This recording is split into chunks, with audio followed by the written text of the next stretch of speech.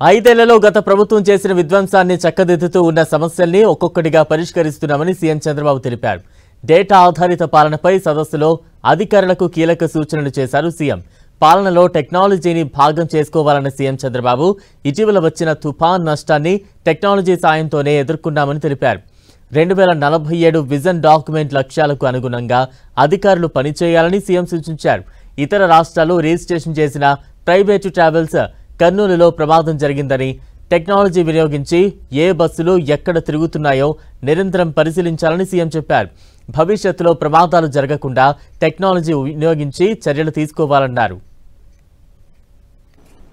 గడిచిన గవర్నమెంట్ వల్ల 5 సంవత్సరాలు జరిగిన విధ్వంసం నుంచి ఇప్పుడిప్పుడే బయటపడుతున్నాం.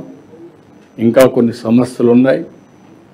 అన్ని సమస్యలు అధిగమించిన ఫైనాన్షియల్ అనేది ఒకే రోజు ఓవర్కమ్ అయ్యే సమస్య కాదు.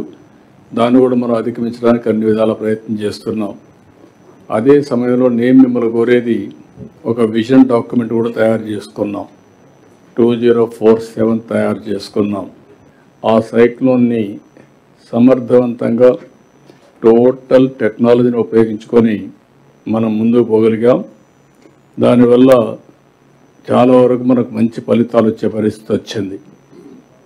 అంటే ఇది ఒక ఎక్కడికక్కడ టెక్నాలజీని పర్ఫెక్ట్గా ఉపయోగించుకున్నాం. ఇంకొక పక్కన ఏదైతే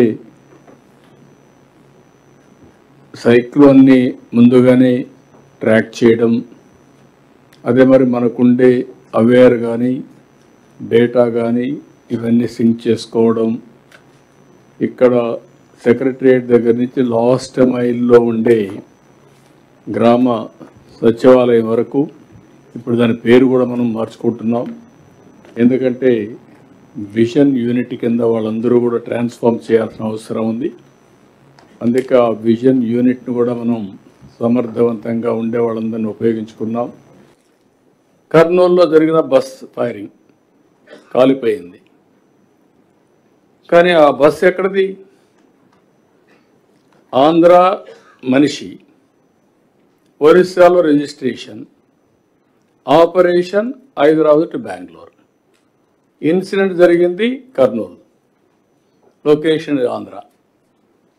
ఇప్పుడు గవర్నమెంట్ ఆఫ్ ఇండియాలో ఒక పాలసీ ఏంటంటే ఆల్ ఇండియా పర్మిట్స్ వాళ్ళు ఇస్తారు.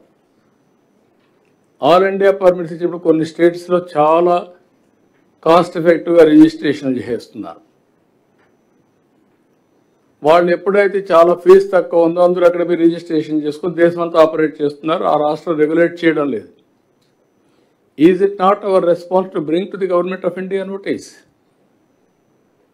దట్ ఈస్ వేర్ ఒక public policy government of India చేసినా మనం చేసినా దాని ఇంపాక్ట్ ఏంటి, రెగ్యులేట్ చేస్తున్నామా లేదా, పాలసీ చేసి వదిలిపెట్టడం కాదు.